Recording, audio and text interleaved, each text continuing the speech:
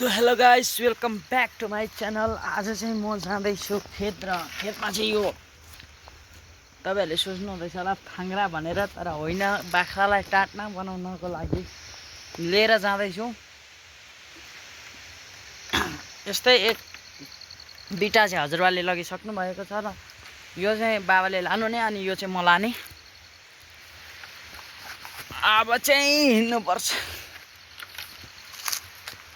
यहाँ चाहिँ यो चाहिँ काकाहरूको बारी, यो चाहिँ काकाहरूको घर भनौँ न। यहाँ बस्नु हुँदैन, पुरानो घर हो र यसमा चाहिँ पहिला हामीले यो बारी कमाउँथ्यौँ। यो बारी हामीले कमाउँथ्यौँ। यहाँतिर जम्मै मकै छरेको थियौँ र अहिले चाहिँ यहाँ तोरी छर्नु भएको छ। यहाँतिर हेर्न सक्नुहुन्छ। यहाँ चाहिँ ओखरको बोट छ। यसपालि चाहिँ मजाले फलेको थियो, बटुलेर लानु भयो। यो हामी सानो हुँदाखेरि यत्रो थियो, अहिले बढेर यत्रो भएको छ ओखर। यहाँतिर रुख एउटै थिएन, उयो रुखमा उयो रुख यत्रो थियो। यो जम्मै रुखहरू यत्रो थियो। यहाँ कमाइ लाउनुहुन्थ्यो।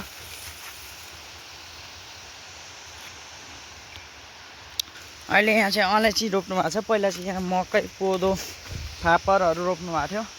यहाँ चाहिँ हामीले एक साल मकै रोप्यौँ र यहाँ बाँदरले खाएरै एक साल चाहिँ मकै लग्यौँ र एक साल चाहिँ बाँदरले खाएर हामीहरूले पनि छोडेको बारी। यहाँ चाहिँ अदुवा रोप्थ्यौँ। यहाँ हेर्न सक्नुहुन्छ। यहाँबाट चाहिँ मतलब भिर तान्दै खोल्साले तान्दै लगेको भनौँ न,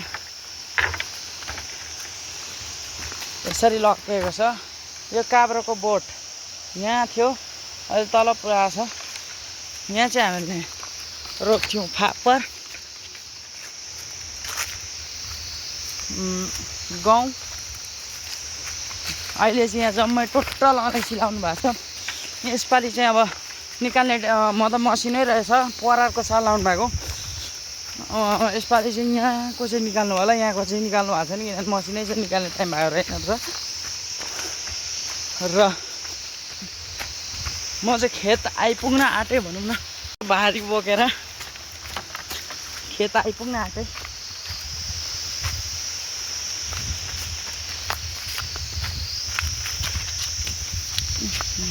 यो चाहिँ फेरि अर्काकै बारी हो भनौँ। यहाँ अम्लिसो लाउनु भएको छ। अनि यो बाटोदेखि उता चाहिँ फेरि काकाहरूकै बारी हो। हिजो अस्ति अम्लिसो लाउनु भएको छ।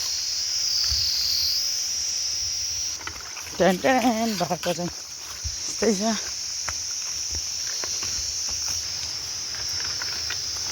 यस्तो बाटो चाहिँ भाटा लिएर जानु पर्दैछ। हजुरबा चाहिँ ऊ पर त्यहाँ भाटाहरू गएको रहेछ। ऊ पर काट्नु हुँदैछ, ऊ पर सक्नुहुन्छ। अब यहाँबाट चाहिँ यसरी पहिला चाहिँ यहाँ मासतिरबाट यसरी सर्टै जान्थ्यो। यो ढुङ्गा उयो गरेर अहिले चाहिँ तानेर भनौँ यसरी जानुपर्छ। यहाँबाट यसरी सबै थियो आज।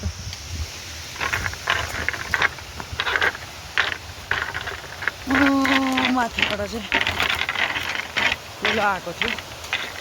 कुलो यसरी जान्थ्यो, रोडले लगाउँछ। हजुरबा बाँस काट्नु हुँदो रहेछ। गाइस, हजुरबा चाहिँ त्यहाँ उयो गर्नु हुँदो रहेछ।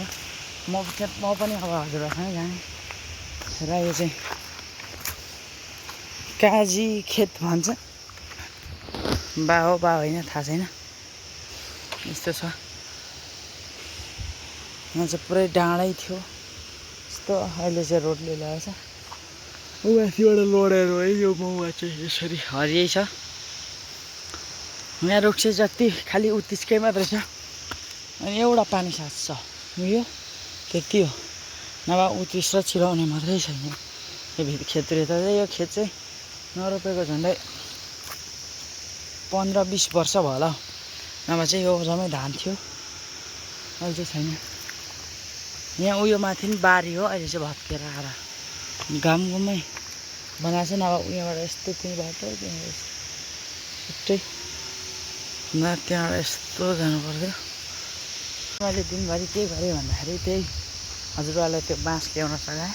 अनि बाँस ल्याएर अब यो खेतमा पुऱ्याएर खेतमा गाई सारेर घर जान्छु। त्यति नै हो आजको काम। आजको लागि यति नै।